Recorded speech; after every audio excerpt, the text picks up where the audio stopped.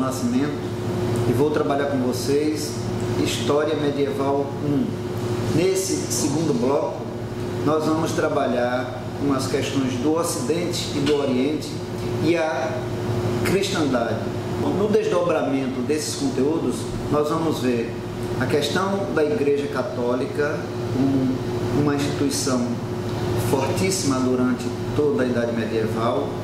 Nós vamos ver a questão da cultura europeia determinada a partir do conhecimento que era próprio da Idade Católica, era uma hegemonia da Idade Católica. Esse conhecimento cristão era o conhecimento da época.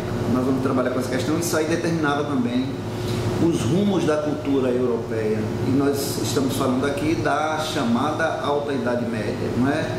O primeiro momento que a maioria dos autores colocam como da divisão, da periodização desse período da história, da Idade Moderna. Nós vamos ver a questão do Reino Franco, o que é o Reino Franco, por que é que todos os povos bárbaros que invadem a Europa no início da Idade Média, por que é que todos têm um período de curta duração, que se dissolvem com o tempo, e o Reino Franco permanece. E nós vamos ver, antecipando aqui um pouco o raciocínio, que o Reino Franco ele justamente faz essa aliança com a Igreja Católica, era a instituição mais forte da época, não é? Dessa época, desse primeiro momento da Idade Média. Nós vamos ver como é que se constitui esse espaço cultural medieval, né, no Ocidente. E aí nós vamos, a partir desse momento, ter uma base do que realmente significou essa Idade Média como determinante do momento posterior chamado Idade Moderna ou Idade da Razão, onde a ciência tomou uma outra conotação, mas que a Igreja Católica nunca deixou de ter força, não é? Nunca deixou de ser influente na hora de determinar conhecimento e cultura.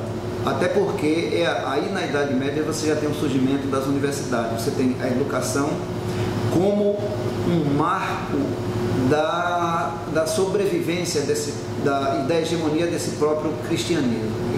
É nesse bloco que vocês fazem a prova escrita. Nenhum estudo universitário pode abrir mão do que é a prova escrita. É o momento de você colocar o que você assimilou durante suas leituras, suas discussões, e fazer isso produzindo um texto.